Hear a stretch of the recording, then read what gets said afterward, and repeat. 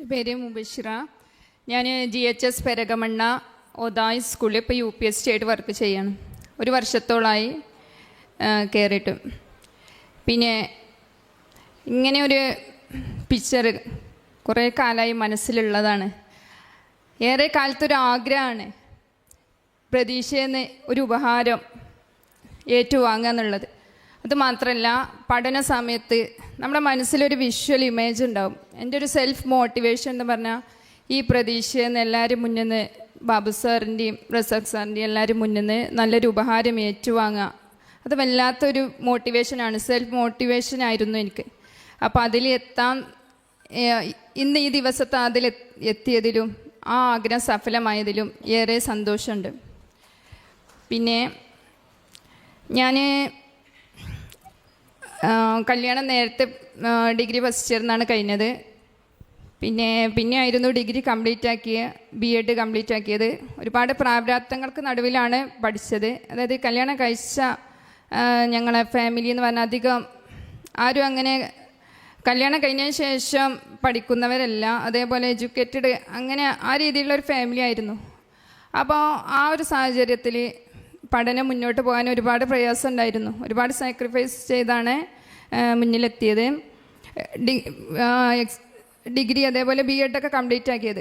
പിന്നെ എനിക്ക് PSC എന്നുള്ള രീതിയിലേക്ക് ഞാൻ എത്തിയത് എനിക്കൊരു നിമിത്തമായത്, ഞാൻ മൂർക്കനാട് JM UP സ്കൂളിൽ ഒരു 1.5 മാസം ഡെയിലി ആയിട്ട് വർക്ക് ചെയ്തിരുന്നു. അവിടെ എൻ്റെ പ്രിയപ്പെട്ട കുറച്ച് ടീച്ചേഴ്സ് ഉണ്ടായിരുന്നു. ഷാജി സർ, ഷിയാബ് സർ, അതേപോലെ ഗിരിജ ടീച്ചർ. അവരാണ് എനിക്ക് PSC എന്നുള്ളൊരു സ്പാർക്ക് എൻ്റെ മനസ്സിലേക്ക് ഇട്ട് തന്നെ. എനിക്കൊരുപാട് കഴിവുണ്ട്, എന്നിൽ കഴിവുകൾ.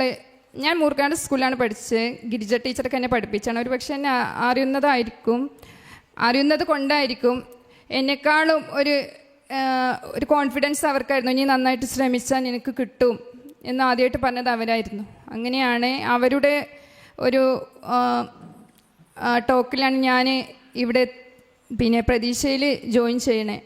പിന്നെ ഞാൻ വിചാരിച്ചിങ്ങനെ ഡെയിലി വേജ് ആയിട്ട് ഇങ്ങനെ പോവുകയും ചെയ്യാം, എപ്പോഴെങ്കിലും ഇവിടെ വന്ന് ക്ലാസ്, അങ്ങനെ ആ രീതിയിലായിരുന്നു വിചാരിച്ചിരുന്നത്. പക്ഷേ അവരുടെ ഒരു കറക്റ്റായിട്ടുള്ള ഒരു എന്താ പറയുക, നമുക്ക് ഒന്നാമത് നമ്മളെ ഫാമിലി അല്ലെ ആരുമില്ല, ഈ ഒരു ലെവലില്ല. അപ്പോൾ ഏത് രീതിയിൽ മുന്നോട്ട് പോകണമെന്ന് അറിയില്ല.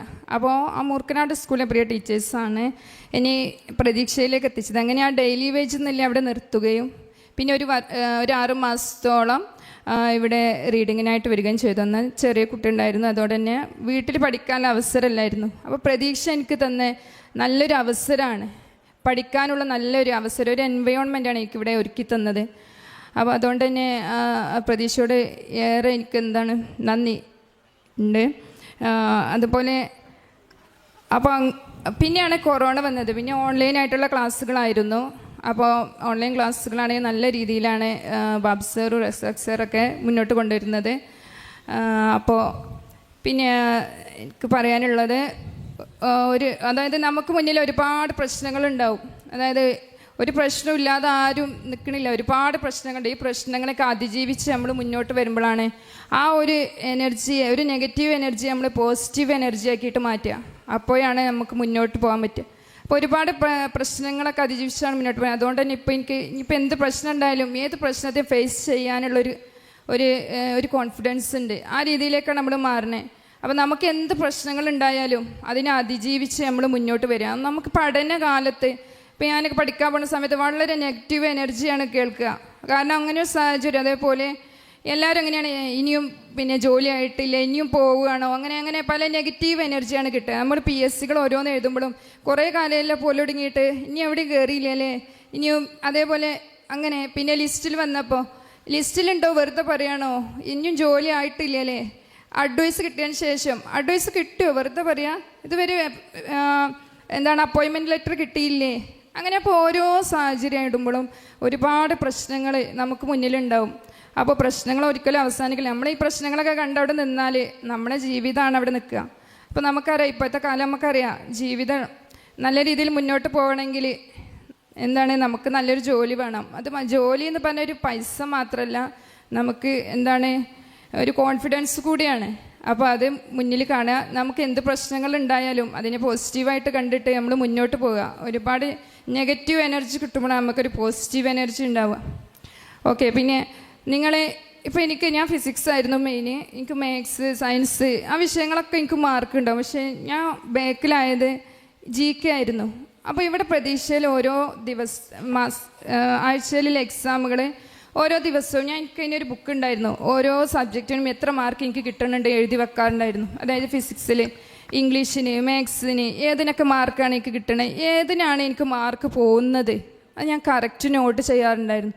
അപ്പം നിങ്ങൾ ചെയ്യേണ്ടത്, നമ്മൾ ഓരോരുത്തരും വേറെ വേറെ ലെവലാണ്. അപ്പോൾ ഏതാണ് നമ്മളെ തന്നെ സ്വയം തിരിച്ചറിയുക. നമ്മുടെ തൊട്ടടുത്തുള്ള ആളല്ല നമ്മൾ. അപ്പോൾ നമ്മുടെ ഏതിലാണ് നമുക്ക് മാർക്ക് പോകുന്നത്, ഏതിലാണ് നമുക്ക് ഇനി മെച്ചപ്പെടുത്താനുള്ളത്, നമ്മൾ സ്വയം നമ്മളെ മനസ്സിലാക്കുക. മാത്സിന് എത്ര മാർക്ക്, ഇംഗ്ലീഷിന് എത്ര, അപ്പം നമുക്ക് മനസ്സിലാവും ഏത് സബ്ജക്റ്റാണ് കൂടുതൽ പഠിക്കേണ്ടത് എന്ന്. അപ്പോൾ ആ രീതിയിൽ നമ്മളാദ്യം നമ്മളെ മനസ്സിലാക്കി മുന്നോട്ട് പോകും. പിന്നെ വെറുതെ കുറേ പഠിക്കുകയല്ല. നമ്മൾ ഇപ്പോൾ ഒരു ദിവസം കുറച്ച് പഠിച്ചാൽ ഒരു 75% പഠിക്കുകയാണെങ്കിൽ ആ ദിവസത്തിൽ തന്നെ കുറച്ച് സമയം കണ്ടെത്തി ഈ പഠിച്ച കാര്യങ്ങൾ നമ്മൾ റിവൈൻഡ് ചെയ്യുക. അല്ലെങ്കിൽ അങ്ങനെ ഓരോ ദിവസം നമ്മൾ റിവൈൻഡ് ചെയ്യണം, അല്ലെങ്കിൽ ഈ പഠിച്ചതൊക്കെ മറന്നു പോകും. ഓക്കെ, അപ്പോൾ ആ രീതിയിലൊക്കെ ആയിരുന്നു ഞാൻ പഠിച്ചിരുന്നത്. ഏതായാലും ഞാൻ ഇതേപോലെ പ്രതീക്ഷയിൽ വന്ന ശേഷം തന്നെ ഒരു 6 മാസം 7 മാസം കഴിഞ്ഞാൽ ഒരുപാട് ലിസ്റ്റുകൾ, 4 ലിസ്റ്റ് വന്ന 5ാമത്തെ ലിസ്റ്റാണ് UPSC അങ്ങനെ നിയമനം കിട്ടി. പിന്നെ റാങ്ക് ലിസ്റ്റിൽ നിങ്ങൾ കയറിയാലും പിന്നെ എന്താണ്, നിങ്ങൾ പഠനം നിർത്തരുത്. എന്നോട് മുർക്കാട് സ്കൂളിലെ സാറ് അങ്ങനെ പലപ്പോഴും പറയാറുണ്ട്, പിന്നെ റാങ്ക് ലിസ്റ്റ് നിങ്ങൾക്ക് അഡ്വൈസ് എപ്പോഴാണോ കിട്ടുന്നത് ആ സമയമാണ് പഠനം നിർത്താൻ പറ്റുള്ളൂ. കാരണം ഞങ്ങളെ ലിസ്റ്റ് 9-ാം തീയതി കട്ടായി. അതിൽ പിന്നെ എന്തായാലും ജോലി കിട്ടുമെന്ന് പറഞ്ഞ് പഠനം അന്ന് നിർത്തിവെച്ച ഒരുപാട് നമ്മൾ അടുത്തറിയുന്ന ഫ്രണ്ട്സ് ഉണ്ടായിരുന്നു. പക്ഷെ അവർക്ക് ജോലിയിൽ പ്രവേശിക്കാൻ പറ്റിയില്ല. അപ്പം നിങ്ങൾ ലിസ്റ്റിലുണ്ട് എന്ന് വിചാരിച്ചിട്ട് അപ്പോഴും പഠനം നിർത്തരുത്. നിങ്ങൾ അവസാനം എന്താണ്, ഒരു അഡ്വൈസ് കൈ കിട്ടണ ആ രീതിയിൽ നിങ്ങൾ എത്തുമ്പോഴാണ് നിങ്ങളെ പഠനം നിർത്തേണ്ടത്. ഓക്കെ, അല്ലാതെ പഠനം നമുക്ക് ഒരു പ്രാവശ്യം പഠനം നമ്മൾ നിർത്തിക്കഴിഞ്ഞാൽ വീണ്ടും അത് ആ ബേസിൽ നിന്ന് തുടങ്ങണേ നല്ല ബുദ്ധിമുട്ടാണ്. പക്ഷെ നമ്മുടെ പഠനം തുടർന്നുകൊണ്ടിരിക്കുകയാണെങ്കിൽ അതിങ്ങനെ നല്ല രീതിയിൽ ഫ്ലോയിൽ പോവും.